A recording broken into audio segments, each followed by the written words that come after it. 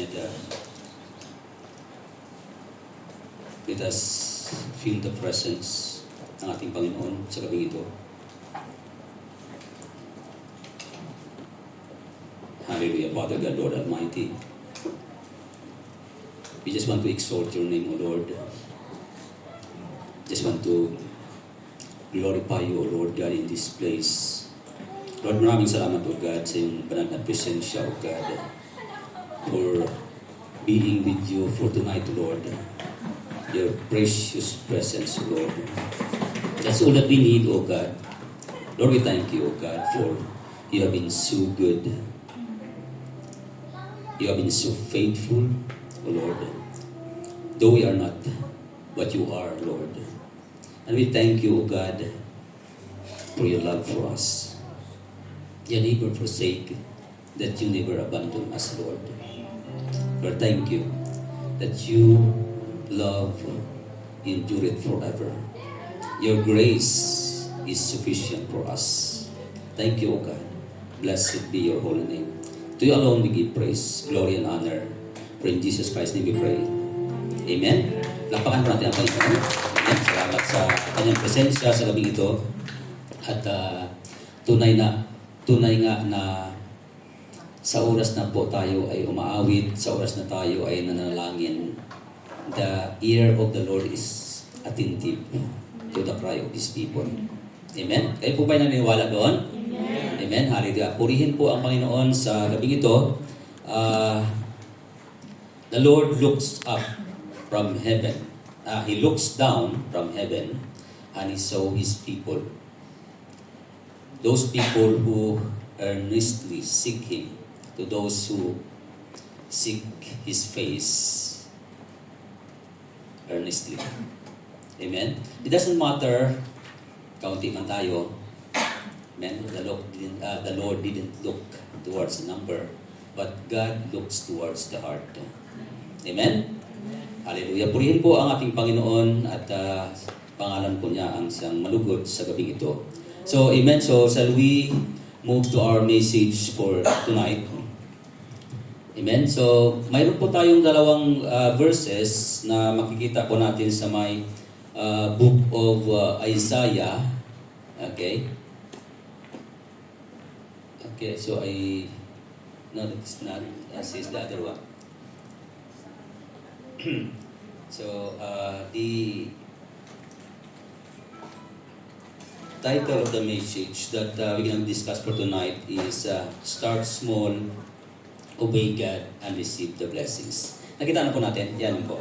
Okay, so let's move to the passage that we're going to read for tonight in Isaiah. Okay, 1 verse 19. At ang pangalawa po ay nasa may Book of Psalms 128, 1 and 2. Una po, dito sa may Book of Isaiah, sabi niya po dito, if you are willing and obedient, okay, and you will eat the good things of the land. Remember this verse, okay? If you are willing and obedient, you will eat the good things of the land. And the second verse is that blessed are all who fear the Lord, who walk in obedience to Him. You will eat the fruit of your labor. Blessings and prosperity will be yours. Again, thank you, Lord God, sa salita mong ito. I pray that you may lead us, Lord, to discern and to know your word. In Jesus Christ's name. Ano man po, O God, ang mahadlang sa aming puso at kaisipan, we nullify it. And I pray that your word will fill our heart and our mind for tonight. In Jesus Christ's name we pray. Amen. So, dito po sa dalawang passage na ating nabasa, okay, sa una kanina sa may Book of Isaiah, chapter 1, verse 19, and then dito sa may Psalms 128, 1 and 2, ang pinaka-key verse ng ating passage is about obedience. Amen? So, walang problema ang mga Kristiyano pagdating sa pagsunod. Amen? When you ask Christians if they obey, and they will say yes. Sumusunod. Amen? It is not a question to ask the question, will you follow Okay? But the question is that how far will you go? Amen? It is not a question, will you follow? Kasi sabi naman, lahat naman sumusunod. Yeah? Pero ang tanong, hanggang saan? How far will we go? Lahat ay sumusunod, pero hanggang saan ang kaya mong sundin? Amen?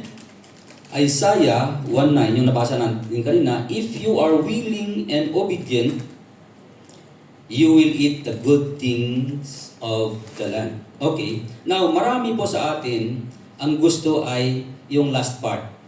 Di ba? Nakita pa natin yung last part kanina. Ano yun? You eat the good things of the land. Eat the good things of the land. Sino po dito ang gusto blessings?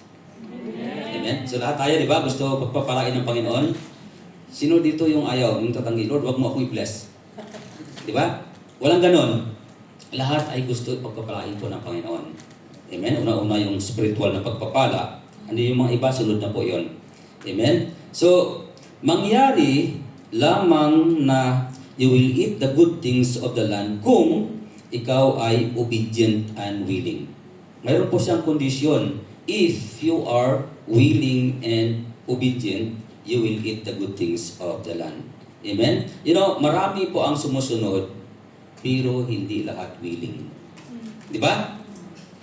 May sumusunod, kaya nga, walang problema sa Kristiyano yung tinatawag na pagsunod kasi lahat naman sumusunod. Yeah?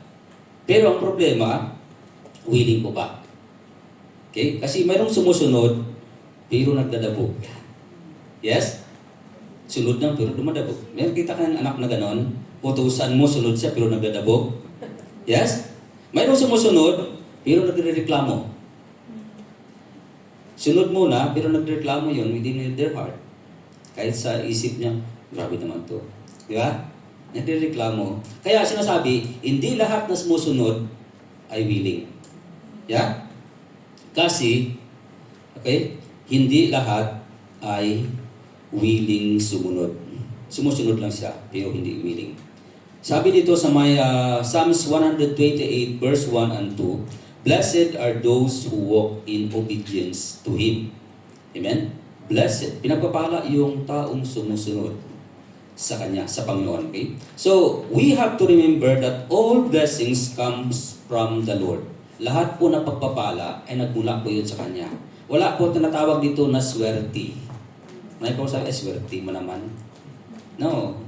Yung pagpapala, hindi po yung by chance. Pagka pinagpapala ka po ng Panginoon, walang iba na papala siya. Amen? Kaya huwag tayong maniwala sa tinatawag na swerte. Di ba? Noon, hindi tayo nakakilala sa Panginoon na swerte. Naniwala po tayo, di ba? Ng iba nga, tumataya pa doon sa mga luto-luto kasi gusto nila swerte. Di ba? Pero hindi yun ang nais ng Panginoon sa atin. Gusto ng Panginoon pagpapala. Yung pagpapala na nagmumula po sa Kanya. Okay? All blessings comes from the Lord, and He is going to give it to those who are willing and obedient to Him. Okay? So, ang topic po natin kanina, yung sinasabi dito, start small, obey God, and receive blessings. Amen? So, we have to remember, naalala po ba ninyo yung story ni Peter, doon sa may Luke chapter 5? Sino nakakalala doon? Yung, nandun sila sa may dagat ng Galilee. Okay? At nangingisda po sila. So marami siguro sa atin, mayroon sa atin dito mangingisda. Okay, namimingwit o mayroong bangka. Okay? At itong ranasan po ng mga mangingisda nito ay na-experience po natin. Okay? Or we have that imagination how, okay, to have that fish. Okay? Now, yung naalam po natin yung story about Peter that they were there in the offshore or doon sila sa may laot na ngingisda, but the whole night wala po silang huli. They work hard whole night hanggang magdamag. Isipin mo mula gabi hanggang umaga walang huli. Isipin mo yung wala kang huli. Di ba ang hirap noon? Trabaho ng trabaho, wala kang huli. Yes?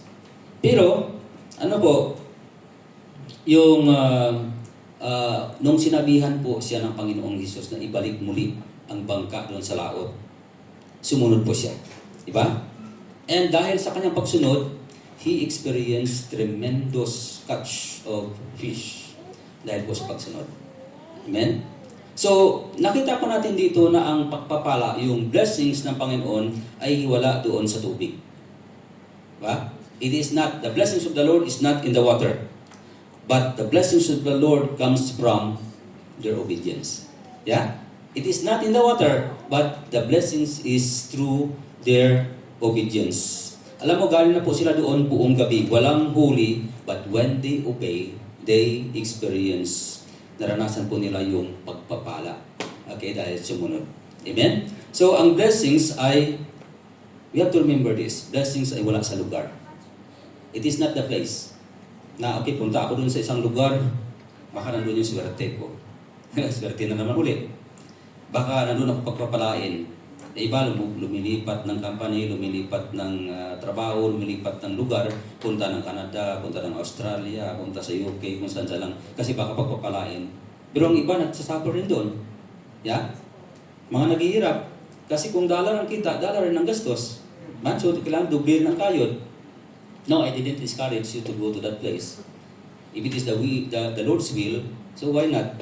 But kung pilitin mo yung sarili mo, thinking na baka doon ka pagpapalain, and then you are doing it by your own, so I don't think kung ang pagpapala ng Panginoon ay susunod. Amen? So it is not on the place, but it is through obedience to the Lord. Amen? Kita po natin si Isaac, kahit saan siya naroon. Tama, naghukay siya ng balon, okay? Kinukuha ng mga kaaway niya. Diba? Sa kanila daw yun. So, ang gawa na, lipat na naman sila sa kabila. Doon paglipat niya, pinagpapala uli sa doon.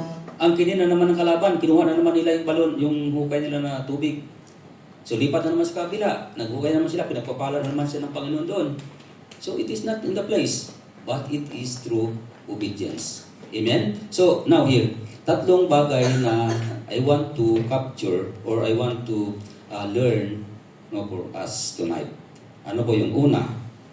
Yung obedience is progressive. Okay? Obedience is progressive. Nakita po natin doon na ang obedience ni Peter, okay, during the time when he was there in the sea and catching a fish, na kung saan, okay, it did not start from extreme. Napaka-extreme po yung kanyang pagsunod kasi wala na nga siyang huli, pero sinutusan siya ng Panginoon, sumunod pa rin siya. At noong marami ng huli, ba't nang huli iniwanan niya? To follow Jesus.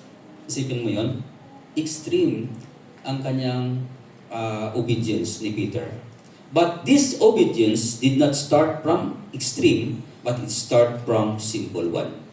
Yung pagsunod po natin, hindi kaagad-agad na grabe yung yung pananampalataya mo, kaagad. It start from small. Diba? Small, and then it is what we call progressive. Na gano'n siya, lalo siyang lumalalim. Yeah? Yung kanyang kanyang pagsunod. Amen? So, nakita po natin, doon sa may Luke, kung mayroon kayong Bible dyan, Luke chapter 5, from 1 to 3, makita po natin doon, tingnan po natin. Nandito. Nasaan na yun? Okay, dyan. Nakita po natin doon, Peter, okay, una muna ay pinahiram ni Peter kay Jesus yung bangka. Okay? Jesus said to put out a little further doon sa may shore ng dagat. Okay? Para upuan niya mangaral. Kasi people were crowding around him listening to his word. Okay? And nung nakita ni Jesus yung bangka, sabi niya kay Peter, can you put a little bit further? At doon po siya nangaral sa mga tao. Diba? Pinahiram. Ito po, mahirap po ba magpahiram sa atin? Minsan po, ang pagpahiram lang, mahirap, diba? Lalo pa pagka hindi mo kilala yung tao na papahiramin mo. Okay? Mahirap, diba? Pero makita po natin dito, yung klaseng character, si Peter, ay pinahiram na, okay, hiramin mo. ginamit naman ang bangka bilang pulpito. Doon siya nangaral. Di ba? Ay doong unang panahon, wala namang microphone, wala namang radio, wala namang mic katulad nito. So paano kung mangaral na crowded of people? So ang ginawa po niya para marinig ng lahat, umupo siya sa bangka. And because of that wave ng hangin ay dala-dala doon ang mensahe. Sa madaming tao ay naririnig po nila ang mensahe. Amen?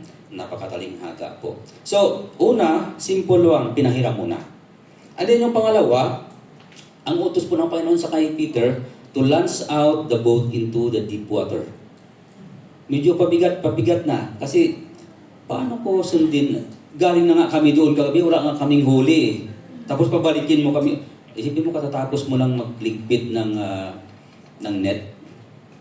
Ay kung anong hirap magligpit ng net, siguro naranasan niyo doon sa dagat. Once I was there, helping those people who are fishing, napakahirap po. Maghatak ka pa lang ng mga net.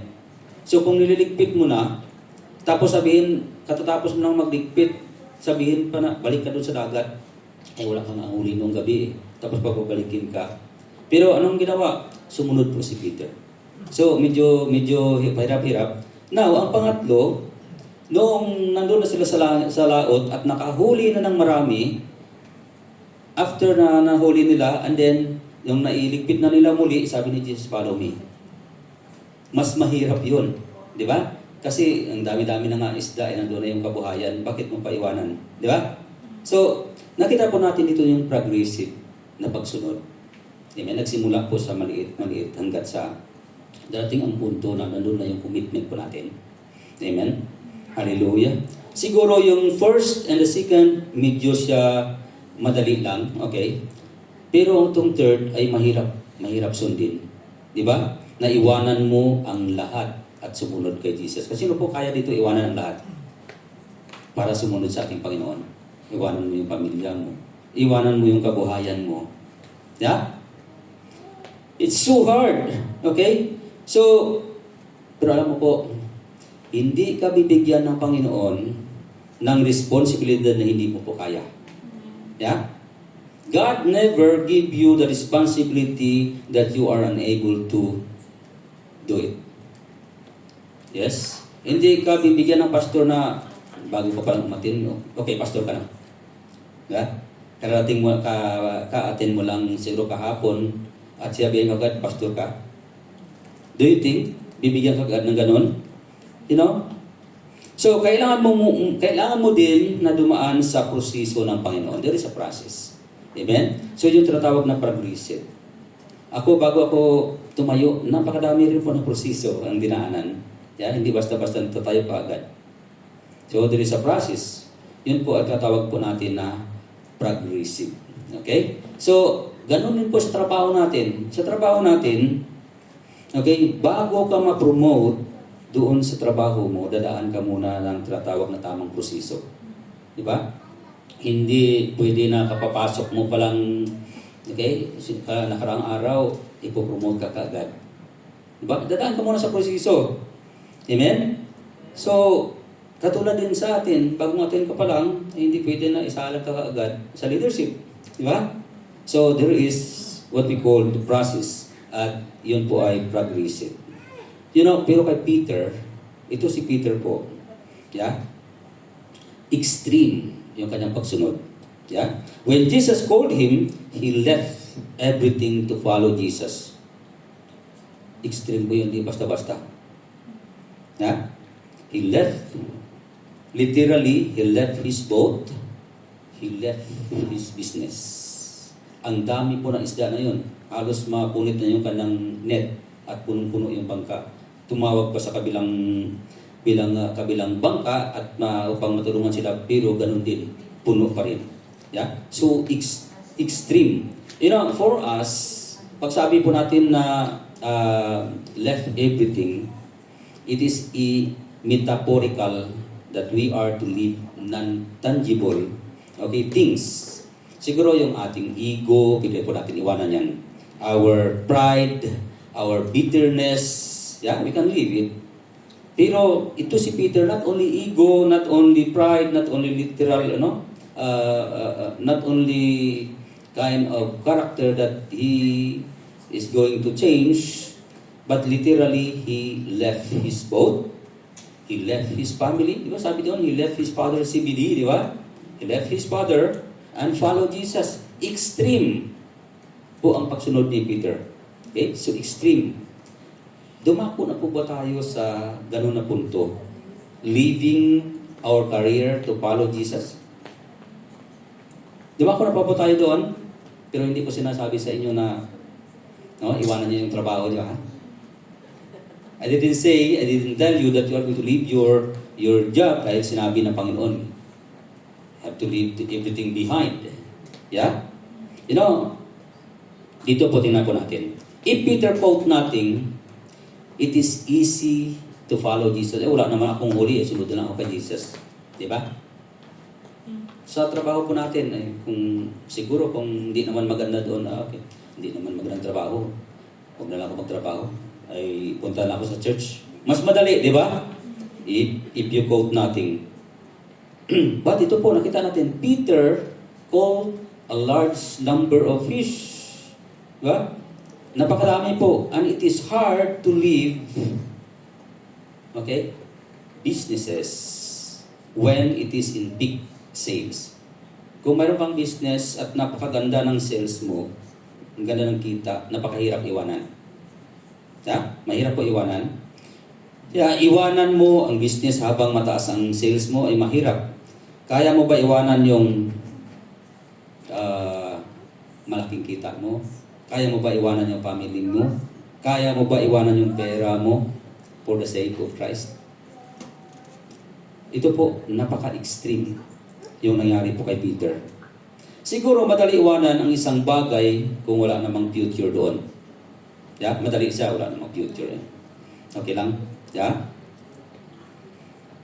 Pero kung nakita mo maganda ang maging future mo doon, mahirap iwanan.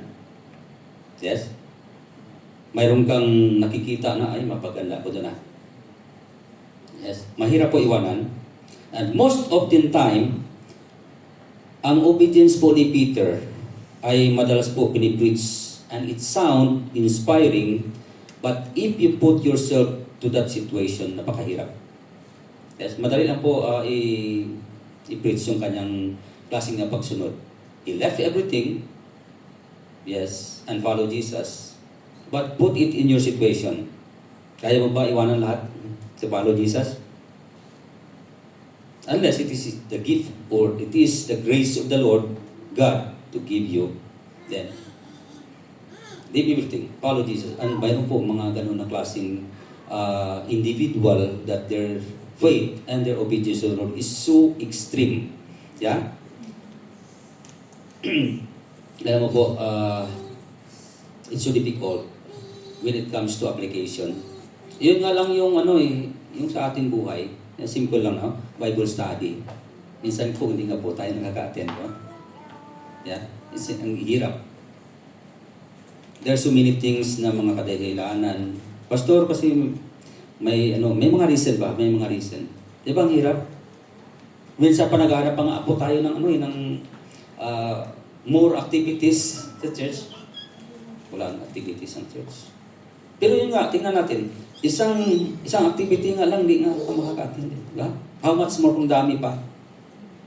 Tingnan po natin, sukatin po natin yung ating kakayahan. Are we able? Kaya kailangan po natin lagi yung habag po ng Panginoon. Yes, God give us the grace. Yes, so that we may able to follow your will for us. Amen? Amen? Praise God. But for Peter, his obedience is extreme. No, so paano ito nagawa ni Peter, ang extreme obedience? Hindi ito basta-basta. Amen? So for Peter to do an extreme obedience, mayroong proseso. Amen? So every decision you are going to do, ito ay nagsimula sa isip. Diba? Bawat bagay na gagawin mo, ay may nagpupresiso yun sa isipan mo. Bago mo gawin ng isang bagay, papasok yun sa isip. Gagawin ko kaya? So mag-iisip ka, shall I do it? Will I do it or not? So nagpupresiso sa ating isipan. Now, the moment you decide, ito ay pinaprocess muna doon sa isip natin. Yeah? Bago ka mag-decide, nagpo-proseso mo na yung isipan mo. Will I follow? Yeah? So lahat na desisyon ay dito muna. Nag-iisip muna. Gagawin ko kaya. Yes? So, ito po, whatever naranasan mo ngayong o anong meron ka sa buhay mo ngayon, okay? It is because of the result of your decision you have made. Okay? Before. Kung ano yung decision na ginawa mo noon, minsan ngayon naaani mo. Diba? Whatever decision that you have made, ito ay nagre-reflect kung ano yung mayroon ka ngayon. Kung mali yung decision mo, then naaani po natin. Yeah? Mali yung ginawa natin noon, nare-reap natin ngayon. Yes? So, ito po, nakita po natin na Peter decision is progressive. It start from small to big. Yeah? Amen? So, saan nga ba nagsimula yung iiwan ni Peter yung kanyang bangka? Sorry po. Saan po ba nagsimula? Noong una ay pinahiram niya yung bangka niya, di ba? Sabi nga natin kanina, it start from small. Okay? And then, ginamit ito ni Jesus bilang pulpito to preach the word of the Lord to the people. Okay? Sabi doon sa may Luke chapter 5 verse 3, Jesus first commanded Peter to put out the boat from shore. Di ba? Okay? So, ano po ba ang mas madali na sundin? Itulak ang bangka o iwanan ang bangka? Alin ang mas madali? Sabi ni Jesus, put out a little bit farther. Okay? Tutulak mo lang eh. Alin ang madali sundin doon? Or iwanan mo? Leave your boat and follow me. Di ba? Mas mahirap. Amen? So, dito po, if you are not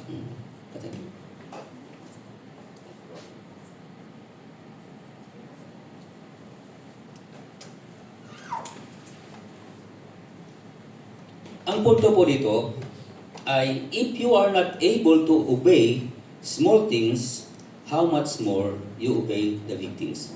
Diba? Kung hindi mo kaya sumunod dun sa maliit na bagay, how much more kung malaki na? Diba? Hindi nga tayo makakasunod sa maliit na bagay, hindi pa sa malaki. Ha? So, hindi ka bibigyan ng Panginoon ng malaking bagay hanggat hindi niya napatunayan na obedience ka sa maliit. Sa simula. Amen? So kung hindi ka marunong sumunod sa maliit, mas lalong hindi ka makasunod doon sa malaki. Yes? Alam mo, mayroong nagsasabi, Pastor, magbibigay na ako ng tithes pagka ang sahod ko lumaki na. Di ba? Saka na lang, Pastor, pagka lumaki na yung sahod ko. Yeah? Yun nga lang, sumasahod ka ng 1,000, hindi ka nga makapagbigay ng tithes mo na 100. Di ba? 100. Yung tithes, 100, di ba? Sa 1,000. How much more kung sumasahod ka ng 10,000? Pasto, parang mabigat na ito ah. Yung ang 10,000, magkano yun? 1,000, parang mabigat yun ah.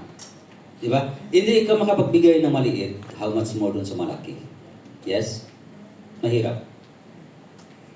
So, obedience is progressive. Nagsisimula po sa doon sa maliit na bagay. Pagka mapagkatiwalaan ka doon sa maliit na bagay, ganun din, mapagkatiwalaan ka doon sa malaking bagay. Amen? Hindi kailangan, tawag ito? Obedience is progressive. Ito ay nagsimula sa maliit at hindi porke maliit, incomplete.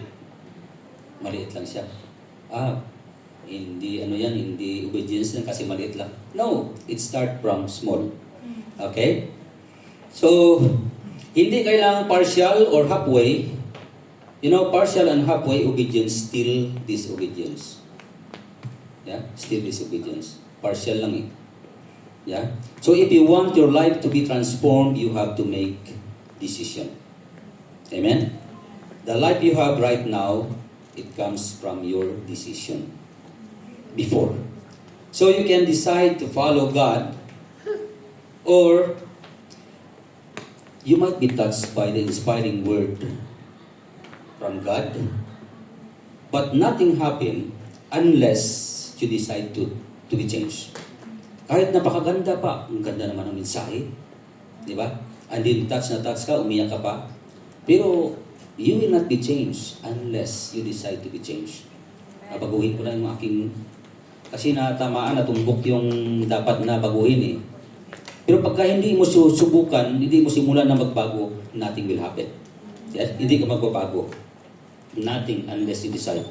So, tingnan po natin, yung iba po, marami silang ginagawa na pagdating ng New Year, diba, marami silang New Year's resolutions. Alam mo po, hindi kalendaryo, hindi bagong taon ang makapagbago sa atin, kundi yung decision natin na kailangan natin magbago. Amen? The moment that you decide to be changed, then something that will happen. Amen? So, yung obedience kay God is a learning process. It is not automatic. Okay, pero mas madali sumunod pag lagi mong ginagawa. Amen? Praise God. So, nagiging madali na kay Peter na sumunod dahil, okay, naiwanan niya yung bangka dahil sa unang utos, sa pangalawang utos ay sinunod niya. So, it is a progressive. Amen? Nahawa pa natin? Amen. So, start from small. Hindi mo na kailangan kagad na, Pastor, I will give everything to follow you. Yeah? But, God wanted you na magiging responsible kahit sa maliit na bagay. Yes? Small thing. Pagka mapagkatiwalaan ka noon, mapagkatiwalaan ka ng Panginoon kahit sa malaking bagay. Praise God. So, yung pangalawa, may nakuha po tayo? Amen. Sa pangalawa, obedience is, okay, hindi pa natin nasundan, Obedience is immediate. Okay? Sabi doon kanina sa may verse 11, they pulled their boats up on the shore, left everything and followed him. Sa other translation, sabi, as soon as they landed, they left everything and followed Jesus Christ. Okay? So, take note, yung pagkasabi dito, as soon as they landed. Ibig sabihin, kaagad-kaagad. Amen? So, makita po natin dito na delayed obedience is still disobedience. Kasi hindi mo alam anong mangyayari sa susunod. Diba? Still you disobey. Delayed obedience, still disobedience. Ang tunay na pagsunod, immediately. Okay? Hindi sinabi ni Peter na, kami muna Lord. Di ba sinabi ni Jesus Christ, come on, follow me. Come on Lord, punta mo na ako sa bahay, mag-impake mo na ako. Hindi na po sinabi yung gano'n, di ba? At come on Lord, mag-asawa mo na ako. Ako ko susunod sa iyo. Di ba? Hindi niya po sinabi. So, hindi ganun po ang ating pananampalataya. When God told us to follow Him, gusto ng Panginoon immediate. Yeah? So, when Jesus called Matthew, tingnan po natin si Matthew. Matthew was sitting in his office. Di ba? Doon sa may kasunod. Tingnan po natin doon. Nung tinawag po ng Panginoon ang isa sa kanyang disipulo na si Matthew. Okay? Na sumunod po sa kanya. Okay? When Jesus called him, hindi sinabi ni Matthew na, teka muna Lord, tapusin ko muna yung trabaho ko. Nasa trabaho pa ako eh. Diba? Ay, muna, may overtime pa kami. Mamaya na lang pagkatapos. Pero dito po, Rorada, nung sinabi niya, Peter, okay, Matthew, follow me. Okay, and I will make you fishers of men. Pero, ano po si Matthew, okay, he arose and followed him. Yeah? Matthew got up and followed him. Hindi niya sinabi na bukas na lang,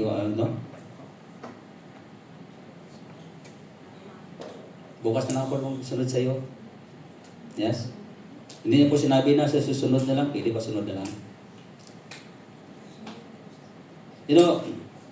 Pag sinabi sa atin, got up and follow, paano po natin ma-interpret? Okay, got up and follow him. Yes?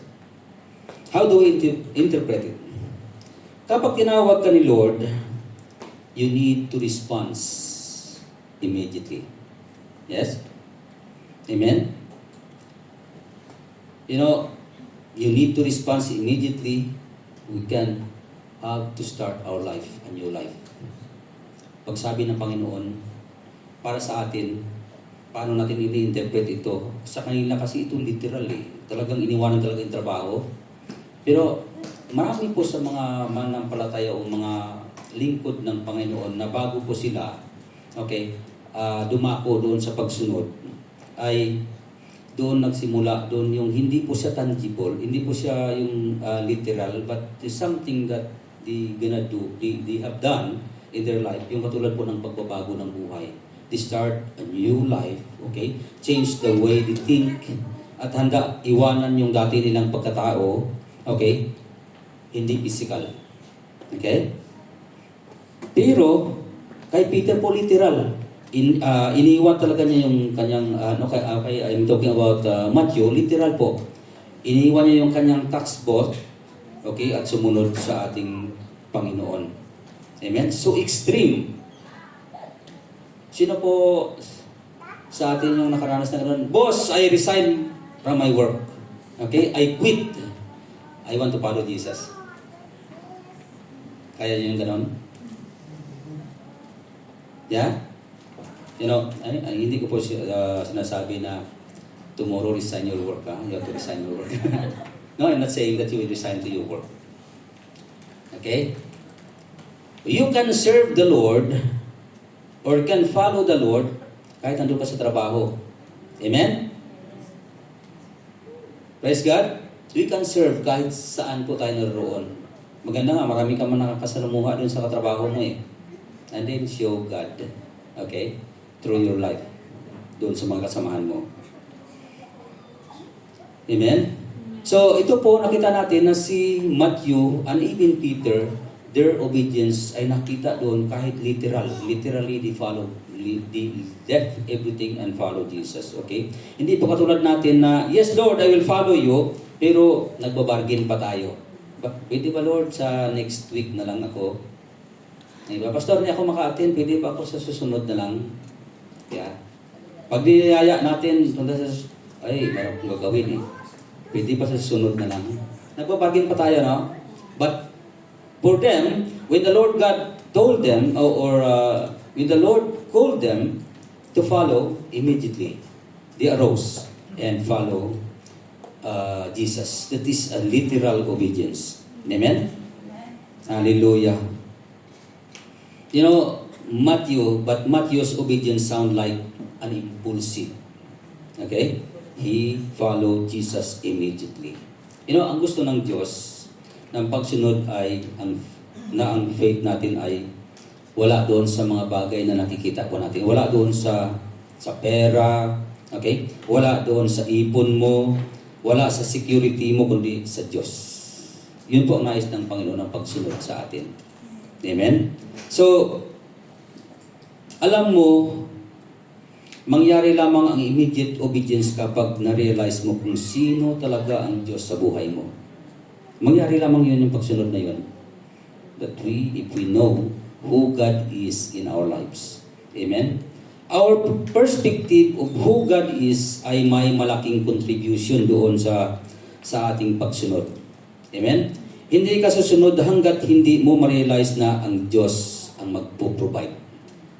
Amen? Pag wala doon yun sa pananaw mo na, okay, I will follow because I believe that God will provide. Pagka wala kang ganun na pananaw, ang hirap sumunod.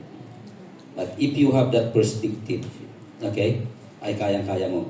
Amen? Hanggat hindi mo ma-realize na, yes Lord, okay, my company give me salary, but only you can sustain my, okay, even in the midst of economic crisis, it is you who can sustain me. Yes? Yun po ang realization natin. So, madali po ang sumunod sa Panginoon. Amen? So, ang pananaw natin ang makaapekto sa galaw natin. What perspective we have, it affect yung ating obedience, yung ating pagsunod. Ang perspective po natin ay makaapekto sa ating response. Kaya natin dinidelay o some people delay to follow God kasi ang ini-enjoy nila ngayon or whatever things they enjoy now, alam po nila na hindi na po nila magagawa pag sumunod na sa Panginoon. Yeah? There are things that we are trying to enjoy right now, that the things that we enjoy right now, pagka sumunod ka na sa Panginoon, mag-change na kasi yung perspective mo. Magbabago na yung pananaw mo. At yung mga bagay na ini-enjoy mo ngayon ay hindi mo na kayang gawin pagka nasa Panginoon ka na. Yeah? People who are enjoying the things of this world, which not in line doon sa gusto ng Panginoon, na-enjoy po nila yun. Pero pagka binago ng Panginoon pananaw mo, those things ay magbabago rin yung pananaw mo at magbabago na rin ang magiging desisyon mo. Amen? Hallelujah. You may say, enjoy ko lang muna kasi wala pa naman, hindi pa naman dumating ang Panginoon. Tagal pa naman dating ang Panginoon. So people enjoy their life. Yeah? They enjoy their life. So, we don't know. Yung ating buhay, we don't know. Di natin alam yung ating buhay. We don't know what next. So, yung ini-enjoy mo ngayon, okay, ay maka-apekto doon sa eternity natin. What we enjoy, we can enjoy also this life doing things that please the Lord. Yeah, pwede po. We can enjoy. But ensure that it pleases the Lord. Kasi mayroon pong enjoyment na hindi naka-please sa Panginoon. Mayroong klaseng enjoyment na nalulungkot ang Diyos. Nag-grieve ang Panginoon. Amen? So, if you want to receive blessings, hindi pwede yung mata mo, yung mata po natin doon sa may promised land, yun doon sa Kanaan, but yung heart po natin doon sa Egypt. Ganun po yung mga Israelites noon. They wanted to move to the promised land. Pero nung naranasan na that, when they experience yung trouble doon, when they experience trouble in the midst or in the wilderness, they wanted to return back. Mas maganda pa doon. It's better to return back to Egypt because there at least we can enjoy meat, enjoy natin yung mga prutas doon. Marami doon mga pomegranate. Sabi diba, marami doon yung mga ubas. Na yung prutas. Please return back to enjoy there. So their heart is, their mind or their eyes is there to the promised land. They are moving towards there, but their heart towards or return back to the Egypt. Ayaw po ng Panginoon yan. Yeah? God wanted us to focus. Are you able to make a decision right now, immediately to follow the Lord? Doubt pa. Are we able to make the decision to follow the Lord? Sabi ko kanina, mas madali yung pagsunod. Pero hanggang saan? Diba ang malakad, maano natin? Yeah? How far? So yun po ang tanong. But God wanted us to start small by small. Then we can... Yung paglalakad po, hindi naman tayo makarating kagad dun eh. Pero pagka tuloy-tuloy yung lakad natin, maabot po natin yan. Yes? Amen? Yun nga, yung mga nag-return back galing doon sa may Mesopotamia, galing doon sa may land of Babylon. They walk, di ba last time we have discussed about that, they walk 900 miles. Ang layo noon, 4 months bago sila makarating. Pero tuloy-tuloy po nakaarating po sila. Amen? God wanted us also to walk. Yeah? In order to reach that goal that we want to possess or to reach. Amen? Praise God. So, shall we move to the last one? Okay? Obedience is a choice.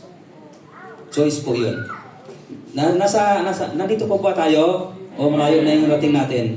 Our mind, yung mga nasa likod, nandito po ba tayo? Amen? Praise God. So, thanks God at narinig po tayo. Amen. So, okay. Okay, so, pangatlo po, obedience is a choice. Amen? Sabi doon, kanina nabasa po natin din doon, so they pulled their boats up on shore, left everything, and followed Him. The Bible says, ito po yung sabi niya, He left everything and followed Jesus.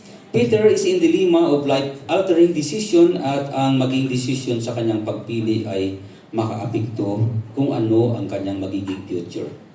Yes? Sa atin, usually, ang obedience natin ay nababase to what we feel. Yung ating pagsunod ay madalas po talaga nababase doon sa anong naramdaman natin. Yeah? So, hindi po yun yung tinatawag na faith. It is ano po doon? Nababase doon sa ating feeling, hindi faith. Dapat po, ang gusto ng Panginoon, it is a kind of obedience that based on our faith. Kahit hindi po natin nararamdaman, hindi natin nakikita, but we believe, and we believe that it will happen.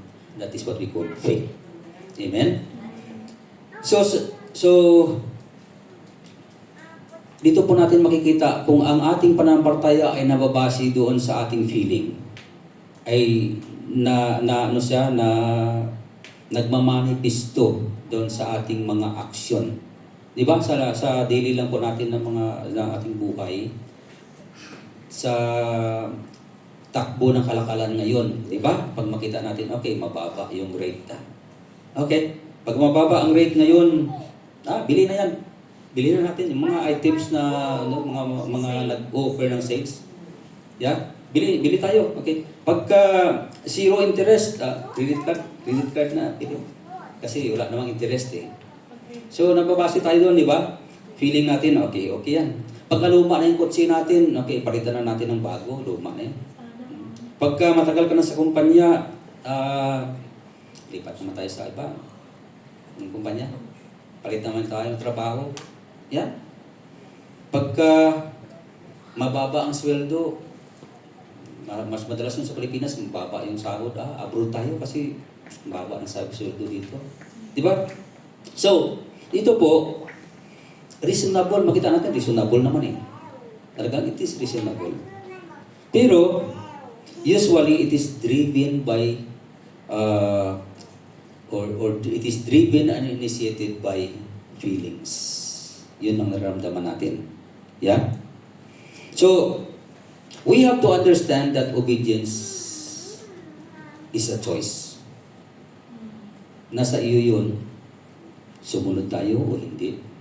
Choice. It is a choice. So, it is also a choice for Peter. It is a choice of Matthew, whether to follow or not. Yes? It is a choice.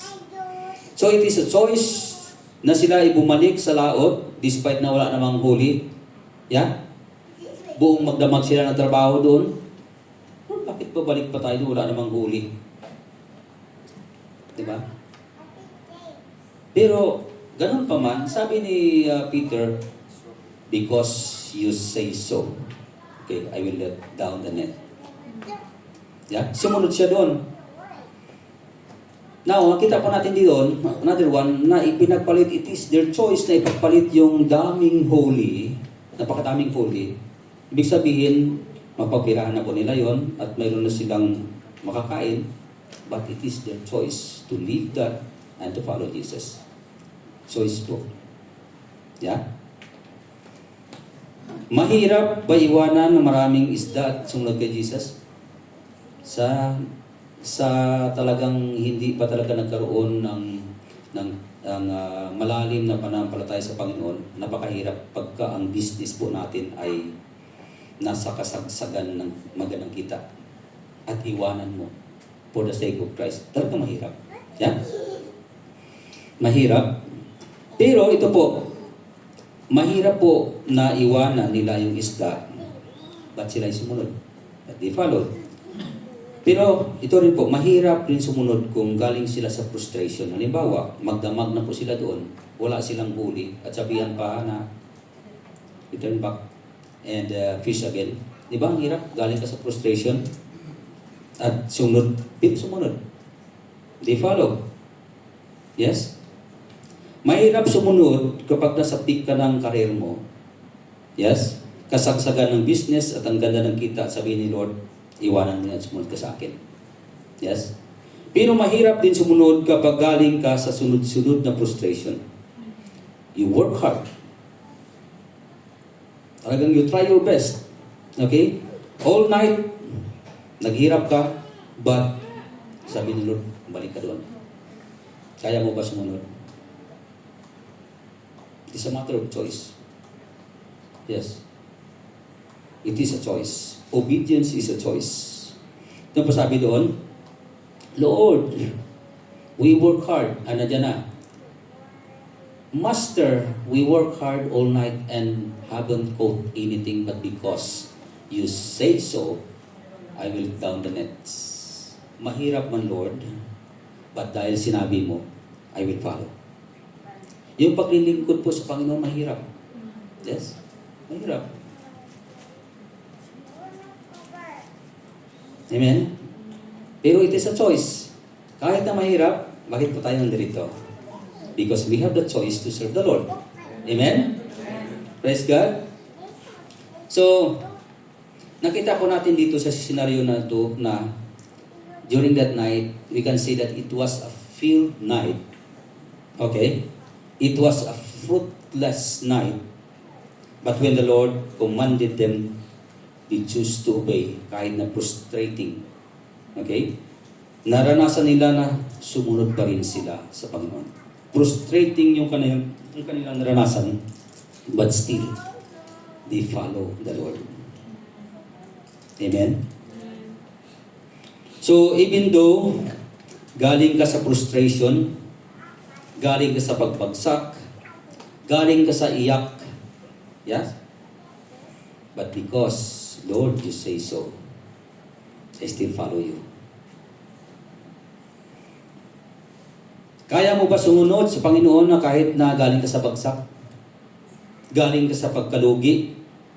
Or galing ka sa failure? Galing ka sa breakup or mishap? Still, will you follow the Lord? You may say, Lord, nasasaktan ako. But,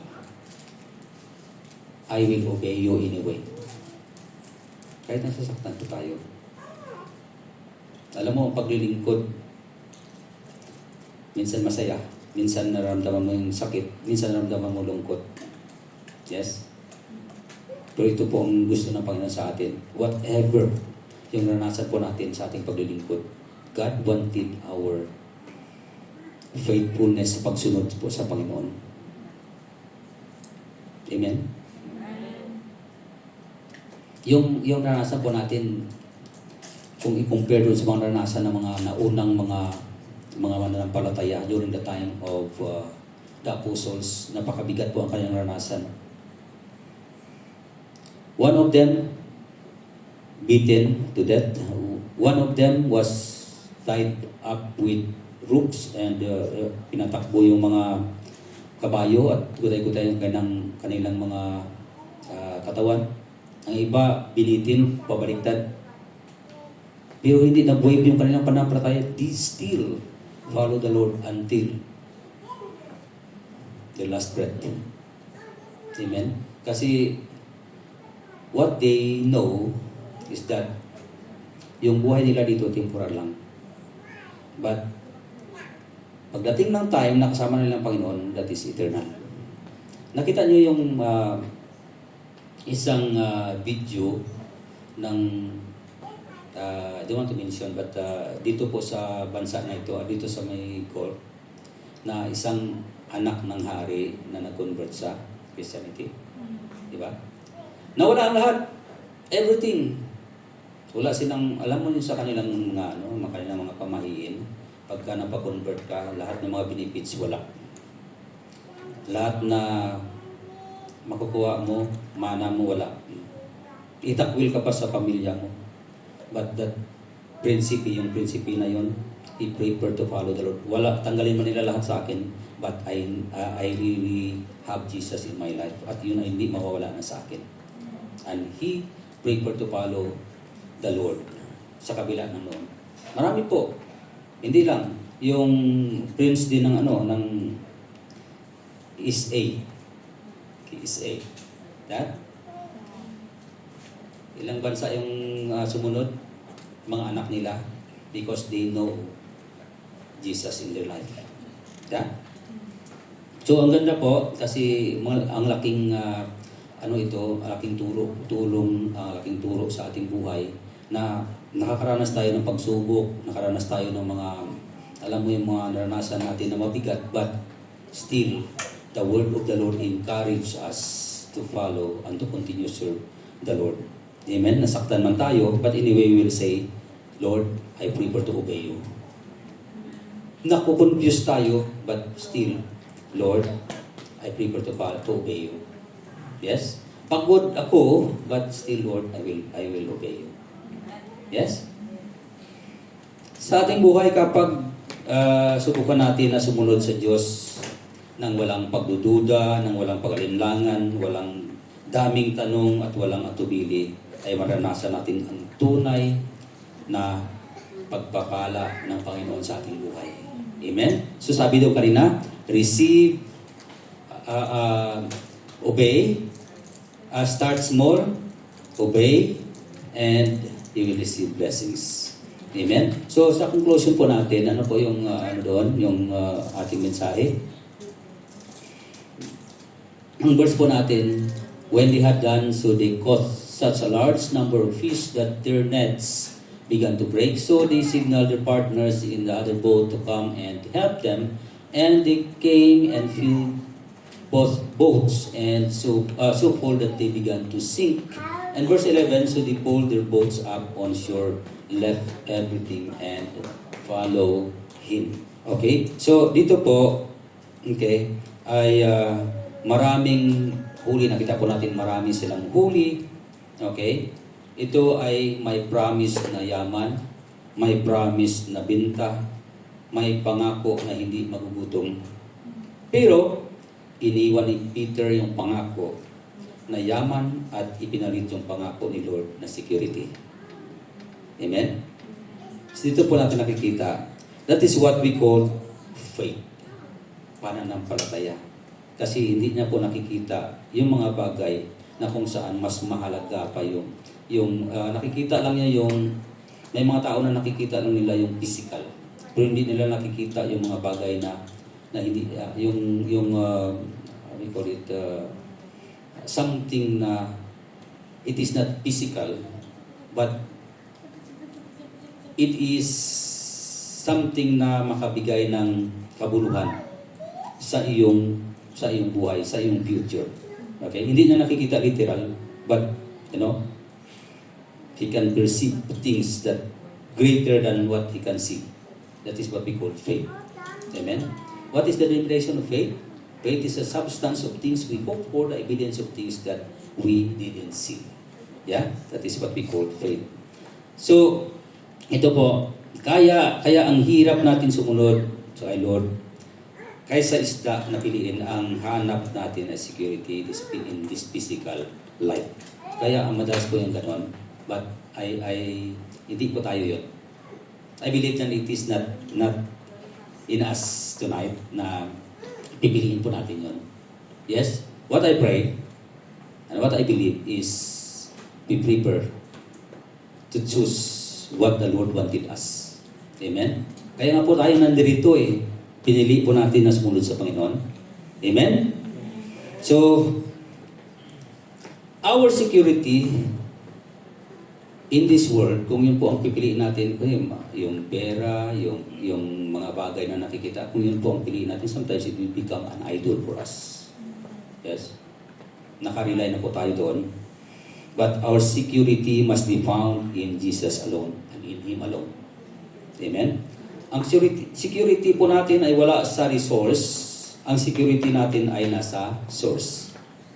Amen? So Jesus is the source of everything. Amen? So don't remember that the Lord says, it is He who gives us the ability to produce wealth or to acquire wealth. Okay? So, why you settle things or settle to acquire wealth kapalit ng ability to acquire wealth? Yeah? So, obedience is a choice. Obedience of what? Obedience to trust the Lord, not my fish, not my bank account, not my education, not my experience, not my connection, but obedience in trusting the Lord. Amen. Wala po ba tayong Amen. Praise God. So, ang ating napag-aralan po sa gabi ito ay obedience is progressive. Pangalawa, obedience is immediate. And then obedience is a choice. So, simulan po natin. We'll start. Nasumunod po sa Panginoon. Small. Yeah? Kung kaya po natin yung small, kaya po ng Panginoon palakihin. Yes? Siguro unang attend mo sa church ay nagsimula ka dun sa small. Yes? Hanggat sa nag-grow and grow, your faith grow. And then nakikita po natin yung lumalalim ng lumalalim. So doon nagsimula, it is a progressive. Yes? Step by step. Hanggat sa dumako ka dun sa punto na kaya mo na sabihin ng Lord, I will follow you. I decide to follow you. Yes? Amen? Then obedience is immediate. Pagka sinabi ng Panginoon, follow me. Yes, Lord, huwag na tayo magutubili. I want to follow you. I want to change my life. Yes? God wanted us to change our lives. God wanted us to leave behind the things that the Lord doesn't want from us. Yes? And it is a choice. What are the things that you want to choose in your life? But I recommend and I encourage each and every one of us to choose the things that leads to eternity. Yeah? If we choose the things that is temporal,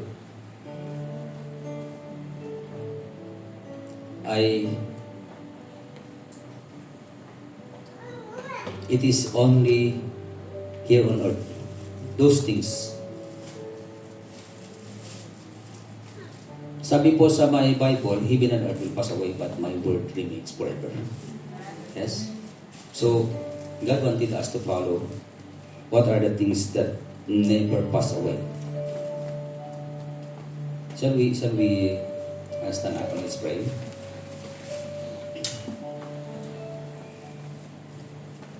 Though ang pagsunod sa Panginoon ay, yes, we experience mahirap. It is hard to follow the Lord unless na mayroong kanyang paghipo, unless na yung habag ng Panginoon na sa atin. But that's what our prayer always, that God touch us. Lord, give us the grace that we'll be able to follow you. Despite of ano man ang sitwasyon na naranasan po natin. Yes, ito Lord ang naranasan namin ngayon. Diyos. Pastor, hindi mo kasi alam yung naranasan ko. You don't know what I experience right now. Yes. Really, I don't know. But the Lord know your situation right now. So, kaya po natin tumawag sa Panginoon, Lord, I need you.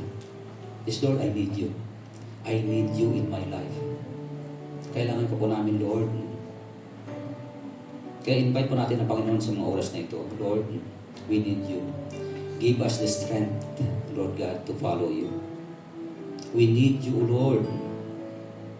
Nagabayan po kami upang ang aming pagsunod, Lord God, hindi ma-wave. Ang aming pananampalataya hindi humina. But we need, Lord God, to strengthen us. Yes, we need you. So come to the Lord and pray right now. Whatever you want to pray. Lord, it is you. The world needs Jesus right now. And each and everyone needs Jesus right now. We are in the last days now. The Bible says, the love of many will grow cold. Kaya naranasan po natin sa church, may mga nanglulupay-pay, mga nanghihina. You know, it is because it is really written in the word of the Lord. At ang ginagawa ng kaaway, nag-i-inject ng lies. Inject ng lies. But we can ask the protection of the Lord. Paingatan mo ang aming buhay bilang mananampalataya mo na hindi po kami manghina, hindi kami madaya. But we want your grace, your hands na sa mag-ingat sa bawat isa sa amin. So pray right now, Lord, we need you in our lives. Shall we pray? Father God in heaven, we pray. And we ask the Lord God, your loving hands to embrace us, to protect us, Lord God, from anything that lead us away from you. Lord, strengthen our faith, O God, and give us the grace that we may able, O Lord God, to follow you, even in the difficult times of our lives. Mahirap man sumunod, but Lord God, we choose to follow you, Lord. We choose to obey you, despite sa mga naranasan po namin sa buhay. Na ikaw lamang, Lord God, ang sagot ng lahat.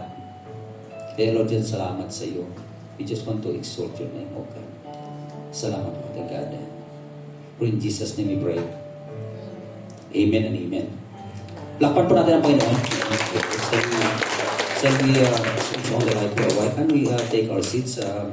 Just for a few minutes, we are going to have our communion. This is the first week of the month, and as most often time that we observe the Holy Communion.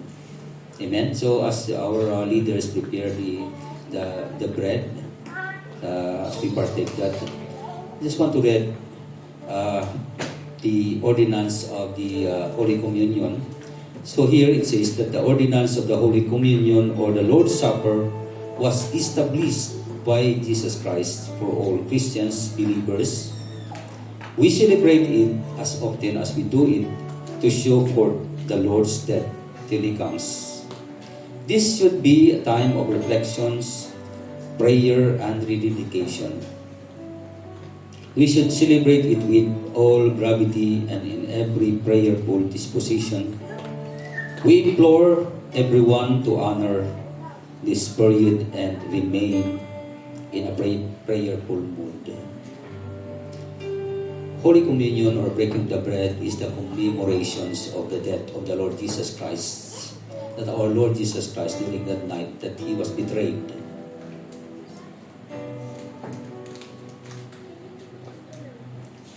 He was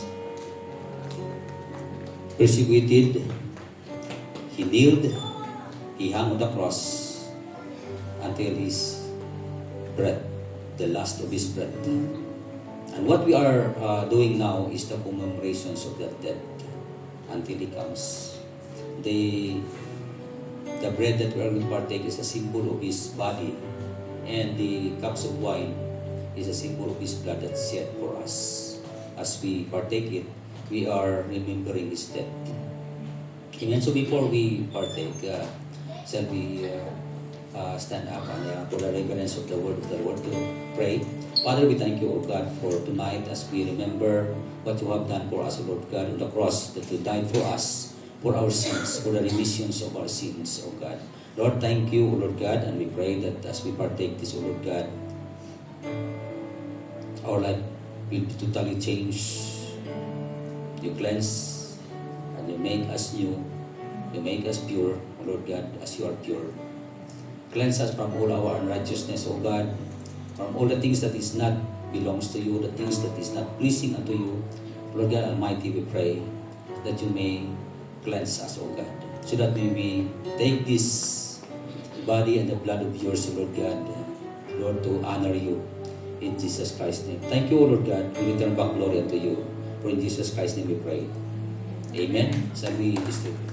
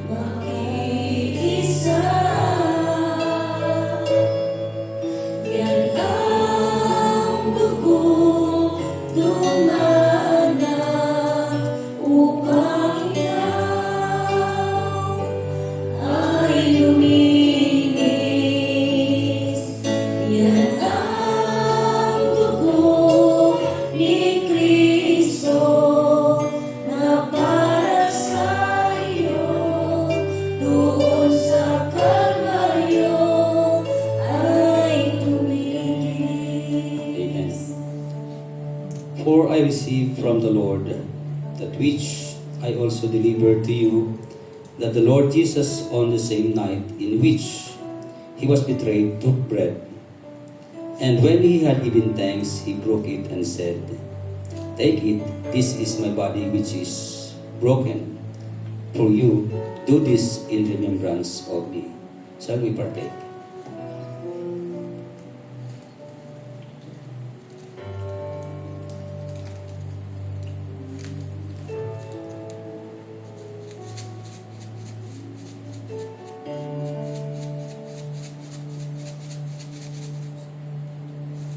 And in the same manner, he took also the cup after supper, saying, "This cup is the new covenant in my blood. This do as often as you drink it in remembrance of me." Shall we partake?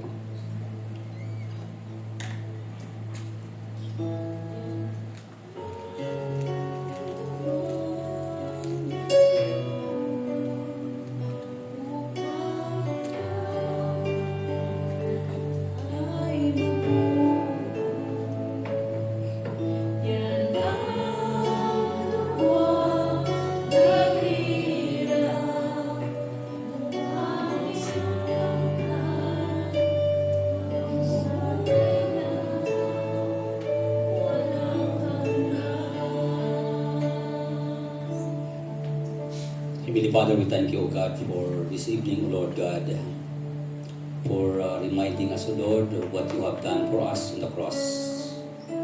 You died, you sacrificed, O Lord God, your life for us. It is the demonstration of how much you love us, Lord.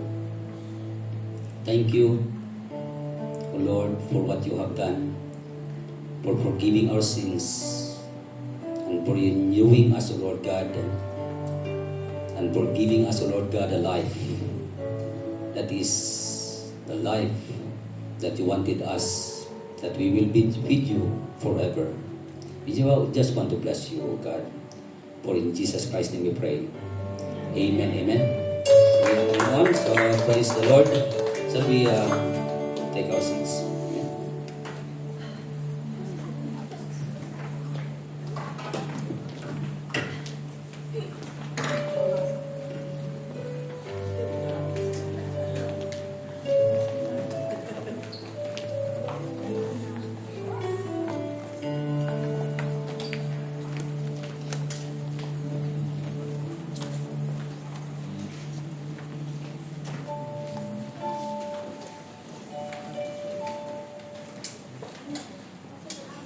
Amen. Good evening po. Once again po, can you give a clap offering for the Lord? Are we ready now? Are we ready? Thank you, Pastor, for the word of Pastor Fred. May the Lord bless your life, Pastor. The Word of God reminds us tonight na ang pagpapala ay hindi natin makukuha kanino man kundi sa pagsunod sa ating Panginoon. Amen po ba?